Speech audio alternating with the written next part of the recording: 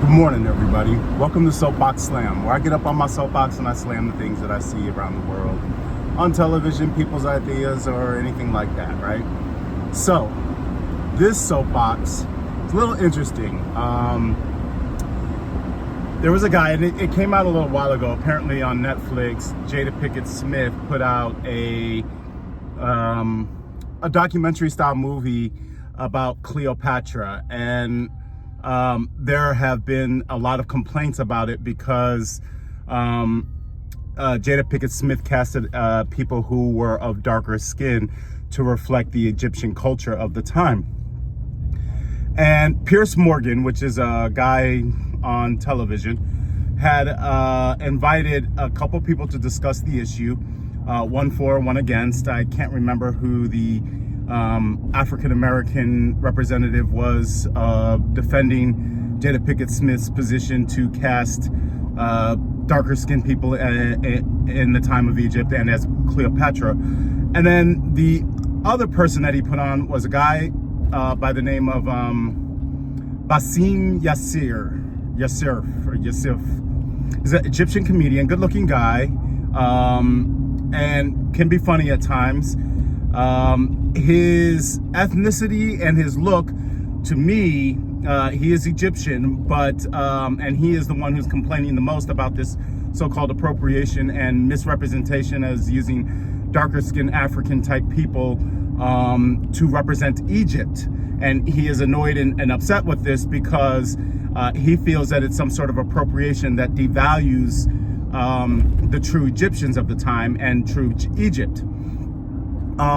Actually, what I'll say is it devalues the Egyptians of today, not the Egyptians of the time. And where I find fault in Bassem's argument and what the ignorance I feel that he has, and I would love to go deeper into his mind and really uncover what that's about, because his complaint is that, you know, these darker skinned people weren't the ones to build all this Egypt, and at that time of Cleopatra, they weren't darker skinned people. That darker skinned people only were in West Africa, and you know, that is a misrepresentation of what Egypt is.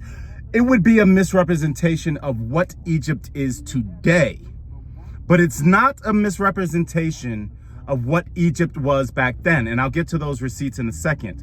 And the reason why I say it would be a misrepresentation today is if you made a movie about Egyptians today in the later 21st and 20th and 19th century, right?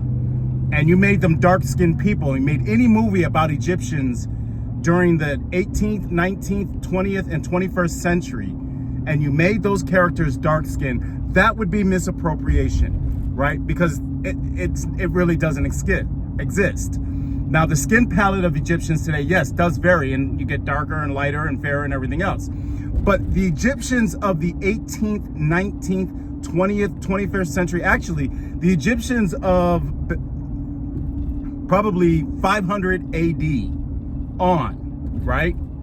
The Egyptians from that period on, the skin tone and who those people are have changed dramatically than who the Egyptians were of 1800 BC, right? BC AD, right? Look, before Christ, after Christ, if we do it that way, whatever, the Egyptians are very different. And the reason why the Egyptians today look the way they look today is because the Egyptians today are descendants from the Ottoman Empire, the Persian Empire, the Roman Empire. That is why the Egyptians today look the way they look today. But if you truly study the history, okay, and you don't just look at Lower Egypt, which is what a lot of people want to refer to when they talk about Egypt, is they want to refer to Lower Egypt. Egypt was a huge kingdom that went all the way from where it is today and where Israel is today, right? It went all the way from there, all the way down to almost South Africa. And it was done this and conquered by dark-skinned Africans. They were the Kush, the Kemite, the Nubians.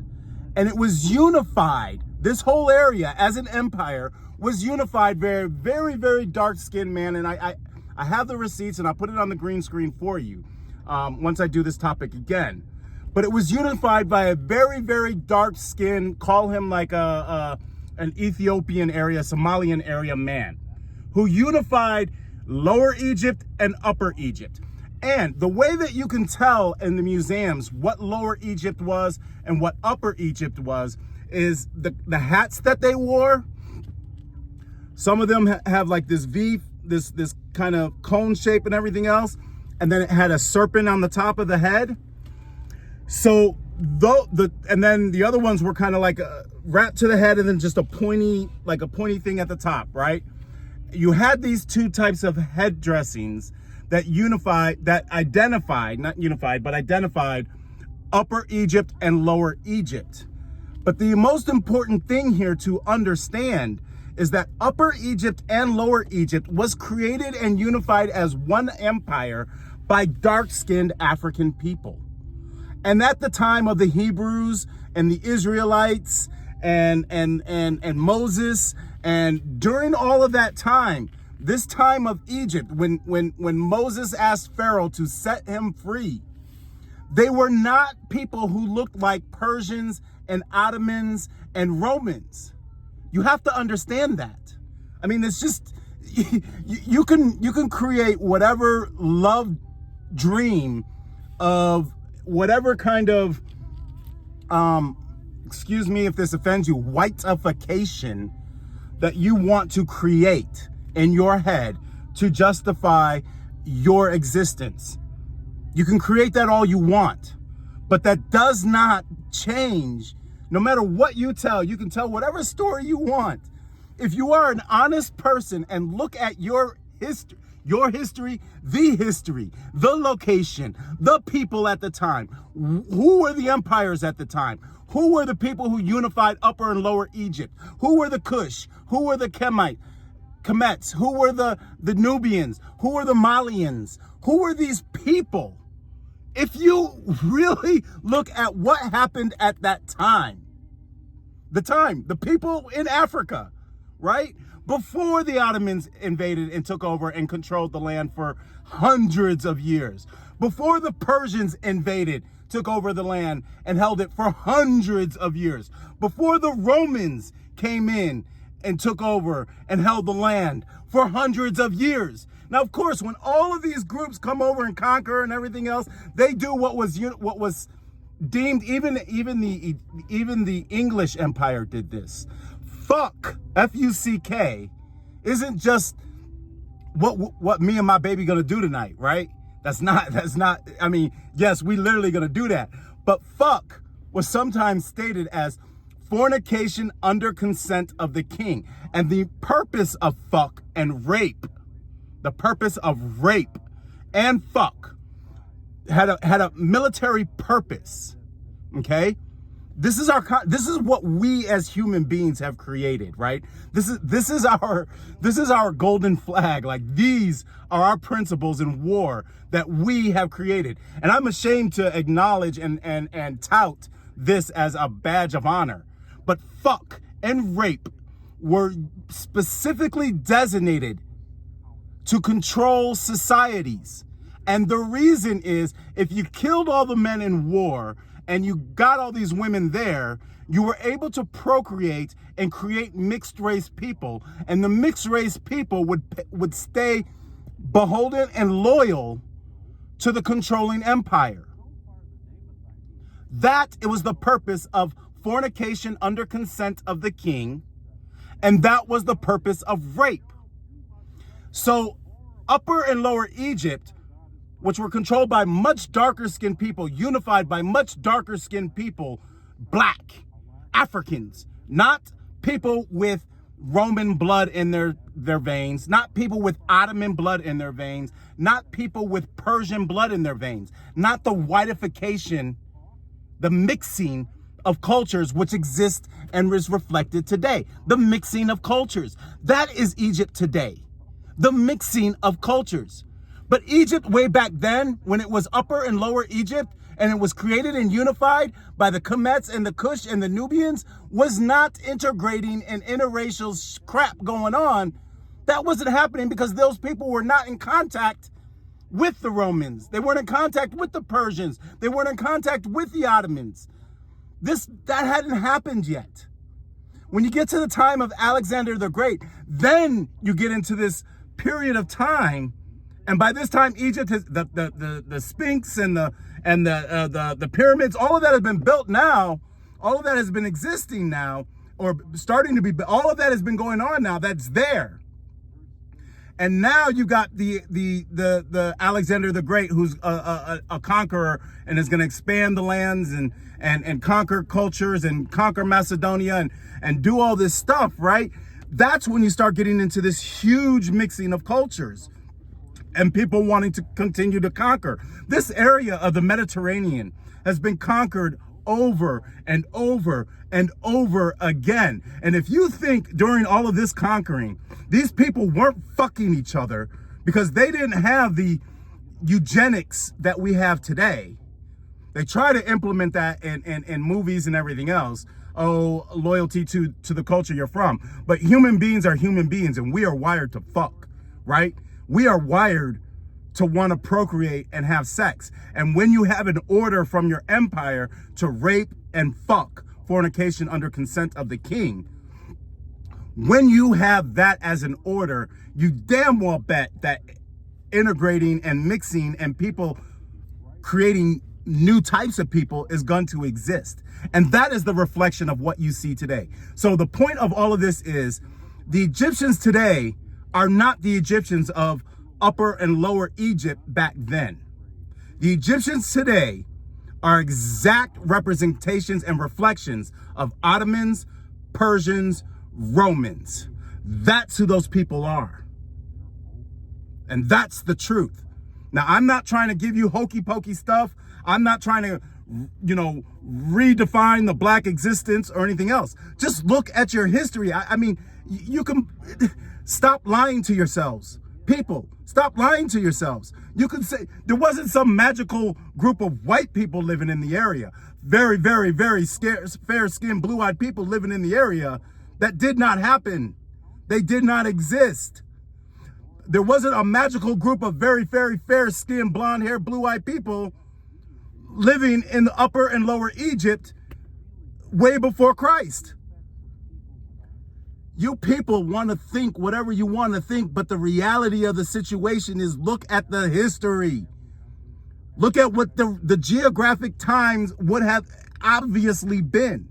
You have to accept that. If you refuse to accept that, well, I don't know what to tell you. You are willfully ignorant. It's one thing to be ignorant. It's a totally different story if you are willfully ignorant. Willful ignorance means you want to stay in a certain state so that you can justify how you see the world and justify your existence and justify your perception of who you are and how you came to be. And that is willful ignorance, and willful ignorance is unforgivable. Ignorance is totally forgivable, but willful ignorance, that is a different kind of evil, a different kind of nastiness, and that is willful ignorance. So this discussion about Jada Pickett, I'll wrap this up now. This discussion about Jada Pinkett Smith and her creating a black cast for Cleopatra, to me, is more culturally accurate than the idea of somebody who looks like the Egyptians today or somebody who looks like British people today. It does not match. And any discussion on Piers Morgan or any other outlet that suggests that the Egyptians of Upper and Lower Egypt and the time of Christ and everything else were not dark-skinned African people, darker people, my complexion or darker. Anybody who suggests that the time of Egypt, Upper and Lower, and the time of Christ and Moses and all of that, anybody who wants to suggest that those people looked like Egyptians from Ottoman and Persia and Egyptians from the British Empire, you guys are a little bit delusional and willfully ignorant. I'm sorry. That is the facts. Google it. do more than just accept what was told as a part of a propaganda for your nation, and learn from history how actually we are all human beings and we are all the same.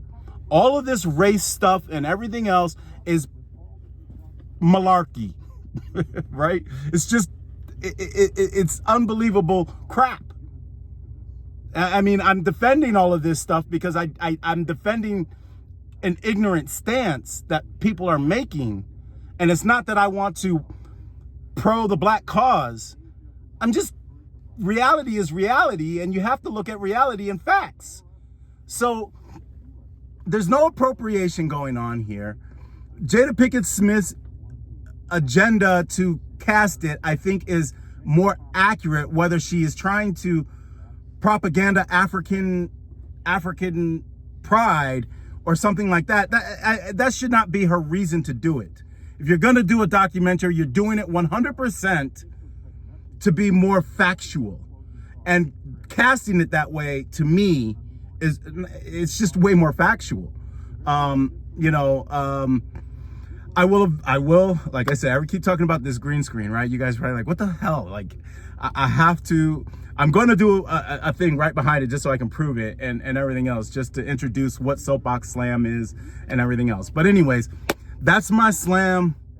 I'm on my soapbox talking about the arguments over Cleopatra and the recent documentary that Jada Pinkett Smith did. And that is my position.